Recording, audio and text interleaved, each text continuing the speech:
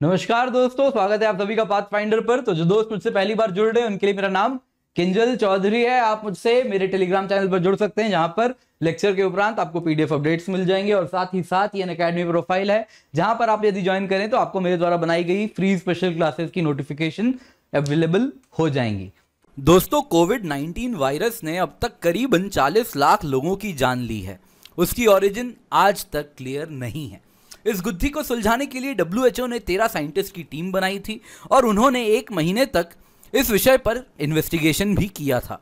यहाँ पर यह बताना जरूरी होगा कि इसमें WHO अपॉइंटेड साइंटिस्ट्स के साथ साथ चाइनीज ऑफिशियल भी थे। इस इन्वेस्टिगेटिंग टीम ने यह कंक्लूड किया कि कोविड-19 का मोस्ट लाइकली ओरिजिन चमगादड़ यानी बैट से हुआ है एंड फिर वो इंसानों में जंप किया है, ईदर डायरेक्टली या पॉसिबली किसी इंटरमीडिएट होस्ट के द्वारा, लाइक पैंगोलिन, जो कि किसी वुहान के वेट मार्केट में बेचा जा रहा हो। उनका कहना था एनिमल टू ह्यूमन ट्रांसमिशन एक कॉमन रूट है कई प्रकार के वायरसेस के लिए। एटलीस्ट 2 अन्य कोरोना वायरसेस लाइक सार्स और मर्स भी इसी प्रकार से जूनोटिक स्पिलओवर के द्वारा इंसानों को इन्फेक्ट कर चुके हैं पास्ट में भी। और इसके साथ वो कंक्लूड करते हैं कि lab leak is extremely unlikely. पर दोस्तों, ये इन्वेस्टिगेशन भी जल्द ही सवालों के घेरे में आ जाती है और इसके पीछे कारण होता है इस इन्वेस्टिगेशन के दौरान चीनी अथॉरिटीज का lack of cooperation. WHO team जो इन्वेस्टिगेट करने वुहान आई होती है, उनको इंडिपेंडेंट इन्वेस्टिगेशन करने की आज़ादी नहीं दी जाती। साथ ही साथ उन्हें रॉ डेटा का भी एक्सेस नहीं दिया जाता है, स्पेशली वो रिसर्च जो चाइना की फेमस साइंटिस्ट शी जेंगली जी ने किया है। इनको कोरोना वायरस के फील्ड में रिसर्च की वजह से चाइना की बैट वुमेन की ख्याति भी प्राप्त है। इसके बाद WHO की फाइंडिंग्स वापस शक के घेरे में आ जाती हैं एंड फाइनली मार्च 30 को WHO अपना रिपोर्ट रिलीज करती है। तो इसी साल मार्च 30 को WHO के डायरेक्टर जनरल टेड्रोस एडहनोम घेब्रियेसस कहते हैं कि इस वक्त किसी भी कंक्लूजन पर पहुंचने के पहले अभी और स्टडीज की जरूरत है और इस वक्त सारे हाइपोथेसिस ओपन हैं। दोस्तों, इसके बाद एंथोनी फॉची भी पिक्चर में आ जाते हैं। ये एक अमेरिकन डॉक्टर हैं, टेक्निकली एक इम्यूनोलॉजिस्ट, जो कि डायरेक्टर भी हैं US National Institute of Allergy and Infectious Disease के। इस वजह से उन्हें बिडेन एडमिनिस्ट्रेशन ने chief medical adviser to the president भी बनाया है। दोस्तों, पिछले साल जनवरी 2020 को SARS-CoV-2 का जीनोम डिकोड हो जाता है। इसी सिलसिले में 31 जनवरी 2020 को डॉक्टर फॉची का email conversation with infectious disease genomics Scripps research, जो कि एक इंस्टीट्यूट है, उसके डायरेक्टर क्रिश्चियन एंडरसन के साथ होता है। इस ईमेल में क्रिश्चियन एंडरसन डॉक्टर फॉची को कहते हैं कि SARS-CoV-2 के जीनोम में कुछ अनयूजुअल फीचर्स हैं जो कि पोटेंशियली इंजीनियर्ड लगते हैं।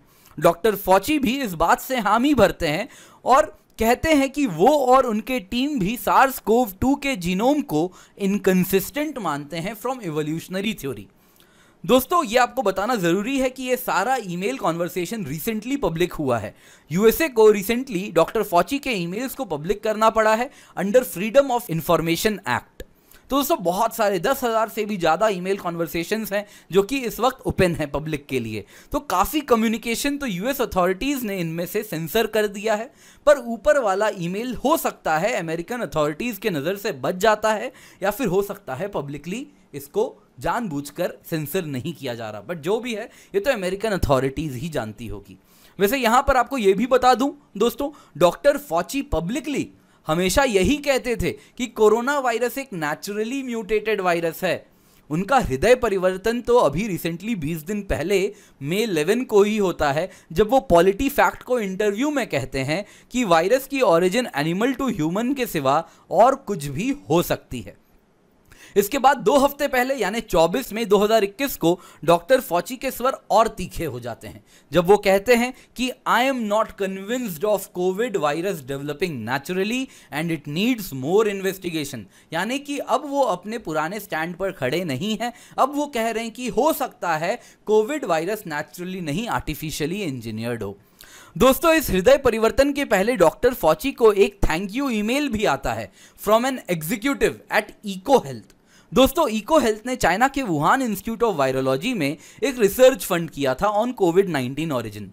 ये एग्जीक्यूटिव डॉक्टर फॉची को आभार व्यक्त करते हैं डॉक्टर फॉची के public stance of natural origin for the corona virus and not a lab leak पर टिके रहने के लिए। तो इस वजह से डॉक्टर फॉची पर शक और भी ज्यादा बढ़ रहा है। रिसेंटली दोस्तों वॉल स्ट्रीट जर्नल ने भी एक चौंकाने वाला एविडेंस डिस्क्लोज किया है, जिसके अनुसार वुहान इंस्टीट्यूट ऑफ वायरोलॉजी के 3 रिसर्चर नवंबर 2019 में कोविड लाइक सिम्टम से बीमार हो जाते हैं। दोस्तों तो क्या पेशेंट जीरो वुहान इंस्टीट्यूट के साइंटिस्ट थे? हालांकि चाइना के अनुसार फर्स्ट रिपोर्टेड केस तो दिसंबर 8, 2019 को वुहान के वेट मार्केट में एक श्रिम्प सेलर से आता है। दोस्तों परसों ही डॉक्टर फॉची ने और एक हाइपोथेसिस दी है। इसके मुताबिक ऐसा हो सकता है कि कोविड-19 की ओरिजिन चाइना के बैट इन्फेस्टेड केव में होती है।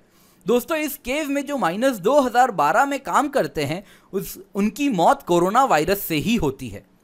ये कोरोना वायरस काफी क्लोज है आज जिसे हम कोरोना वायरस बुलाते हैं यानी SARS-CoV-2 के जीनोम से। दोस्तों आपको मैं यहां पर बता दूं कि साइंटिस्ट अक्सर नए नए एविडेंस के साथ अपना स्टैंड भी बदलते हैं, तो डॉक्टर फॉची को भी विलन ठहराना इस वक्त बहुत सही नहीं होगा। तो ऐसा ही क्रिश्चियन एंडरसन ने भी कहा है कि हम साइंटिस्ट हैं और नए नए एविडेंस नए नए रिसर्च के साथ हमारा व्यू पॉइंट बदलता है और यही नेचुरल तरीका है साइंटिफिक इन्वेस्टिगेशन का भी। तो दोस्तों जो भी है डॉक्टर फॉची अब कह रहे हैं इन माइनर्स और वुहान इंस्टीट्यूट के रिसर्चर्स की मेडिकल रिपोर्ट को पब्लिक करना चाहिए एंड वो चाहते हैं डॉक्टर फॉची इनको एक्सेस करें। हो सकता है उन माइनर्स जो कि 2012 में कोरोना वायरस से इन्फेक्ट हुए थे एंड इस वक्त जो रिसर्चर्स लैब में इन्फेक्ट हुए हैं 2019 में, उनमें कुछ समानता हो और अगर ये समानता इस्टेब्लिश हो जाती है तो लैब लीक हाइपोथेसिस को बहुत ज़्यादा मजबूती मिल जाएगी। दोस्तों साइंटिस्ट की माने तो SARS-CoV-2 का एक बायो वेपन होना हाईली अनलाइकली है, क्योंकि एक बायो वेपन को सक्सेसफुल होने के लिए दुश्मन पॉपुलेशन को टारगेट करना जरूरी है। SARS-CoV-2 दोस्तों वहीं हाईली अनकंट्रोलेबल है और इस वजह से बहुत ही counterproductive bio warfare agent होगा, क्योंकि इस वजह से कोलैटरल डैमेज बहुत है एंड इस वायरस को आप कंट्रोल नहीं कर सकते तो आपकी पॉपुलेशन पर नुकसान होगा। और आए दिन आप देख सकते हैं चाइना में भी कोरोना वायरस वापस स्प्रेड कर रही है, तो ये बायो वेपन हो इसकी संभावनाएं साइंटिस्ट इस वक्त नहीं जता रहे।